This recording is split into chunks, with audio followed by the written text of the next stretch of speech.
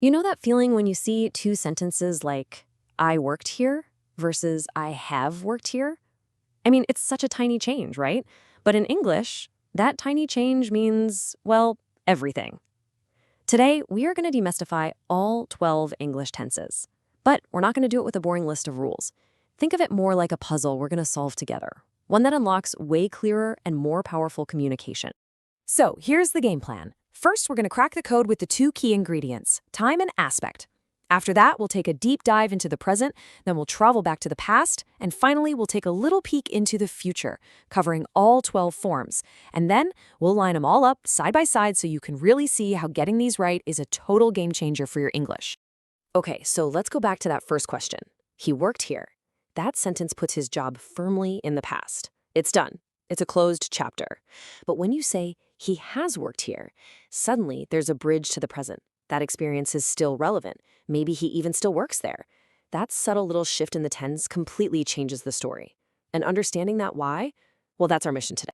So let's get started with the absolute foundation of all of this. Seriously, forget trying to memorize 12 separate, confusing rules. Instead, I want you to think of this as a single master key that unlocks the logic behind every single tense.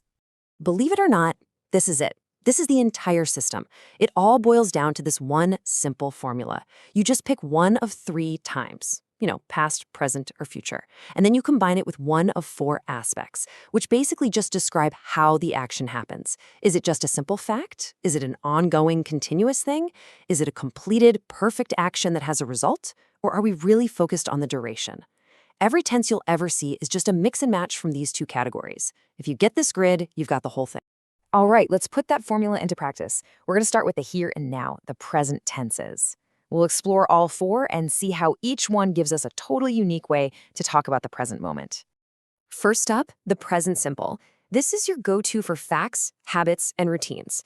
Things like the sun rises in the east, or the example here, she goes to the gym every day. The structure is super easy, just the subject plus the base verb. Now, for questions and negatives, we just need a little help from do and does. So you get she doesn't go to the gym, or does she go to the gym? Easy enough, right? Next, we have the present continuous. This one is all about action in progress. It's for what's happening right this second, or for things that are just temporary. The structure is just the verb to be, so am, is, or are, plus the verb with an ing at the end. To ask a question, you just flip it around. Are you working? And for a negative, just pop in not. I am not working. It's all about that ongoing action. And this comparison really gets to the heart of it. I play tennis every weekend. That describes a general habit, a routine. But they are playing soccer right now focuses on an action that's happening at this exact moment. See the difference? One is kind of a permanent state, and the other is an activity that's currently in motion. Now for the present perfect. This one's really cool because it acts like a bridge connecting the past to right now. When you say, I have seen that movie, the important thing isn't when you saw it. The point is that the experience is part of your life now. We make it with have or has plus the past participle of the verb. And questions and negatives, super simple. Have you seen it or I haven't seen it? And then there's its cousin, the present perfect continuous. With this one, the spotlight is entirely on duration, how long something has been going on. The structure, has been, plus the ing verb, is all about emphasizing that continuity. In she has been working here for 5 years, that 5-year period is really the star of the show. So you'd ask, has she been working long? Or say, she hasn't been working here long. So here's where you see that crucial difference. It's all about focus. I have read the book is all about the result. The task is done. It's finished. But I have been reading for 3 hours shifts the focus completely to the activity itself and how long it's been going on. It's really the difference between completion versus continuity. Okay, let's hop in our time machine and take a step back. The past tenses are basically our storytelling tools. They're how we talk about events that are completely over and done with. The past simple is our workhorse. It's for actions that are 100% finished. We usually just add ed to the verb, unless it's one of those tricky irregular ones. But the key thing to remember is that it's almost always tied to a specific time in the past. To ask a question or make it negative, we bring in the helper did. So, did you watch a movie? Or I didn't watch a movie. And notice how the main verb goes back to its original form? Now, the past continuous is all about setting the scene. Think of it like a background action that was in progress at some point in the past. The structure is just was or were plus the ing verb. So saying she was reading creates this whole backdrop for another shorter action to come in. Questions and negatives are just as you'd expect. Was she reading? And she wasn't reading. And here is that classic combo in action. The long background action, I was walking, is in the past continuous. Then the short interrupting action, it started raining, is in the past simple. You put them together, and you're painting a really vivid picture of a specific moment in the past. They work together all the time. Okay, so what if you need to talk about the past of the past? Something that happened before another past event. That's exactly when you need the past perfect tenses. The past perfect, which uses had plus the past participle, shows that one action was already finished before another past action even started. For example, when I arrived, he had already left. His leaving happened first.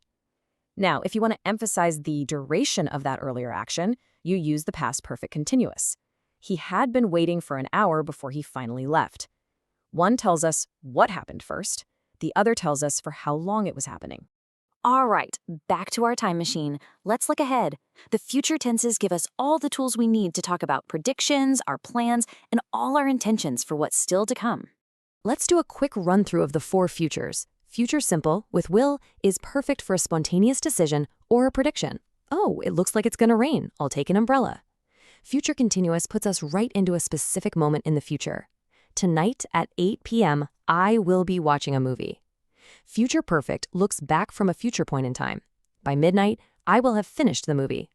And finally, future perfect continuous emphasizes the duration up to that point. By midnight, I will have been studying for 3 hours. Okay, so we've looked at all the individual pieces of the puzzle. Now it's time to zoom out, put them all on the table, and see how this whole thing connects. This is the big picture. Just look at how neatly the simple aspect works across time. It's so logical. Present simple is a current fact. Past simple is a completed past fact. And future simple is a prediction about a future fact. The job of the aspect stays the same. It's only the time frame that changes. And the same clean, logical pattern repeats for the continuous and perfect aspects too. All right, let's talk about the one that trips almost everyone up. Past simple versus present perfect. But the rule is actually pretty clear once you see it.